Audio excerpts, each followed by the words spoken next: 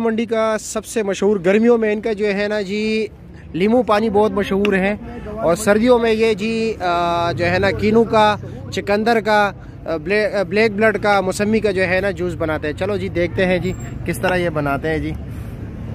ये हमारा प्यारा यार है, मंडी आते रहते हैं ना, मुलाकात होती है जी। चलो जी बिस्मिल्लाह कीजिए। तो दोस्तों ये ईदगाह शरीफ और इनका लीमू पानी तो गर्मियों में रश लगा रहता है जी। चलो कभी का आप जो है ना गवाल मंडी आए, ईदगाह के बैक साइड पे ये होता है जी।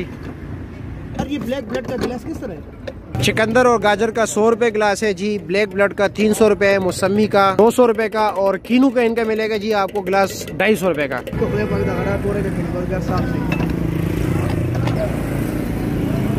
स्टाइल भी माशाल्लाह। और ग्रेप फ्रूट का क्या रेट है? ग्रेप फ्रूट का गिलास का कितने का है? 150 का।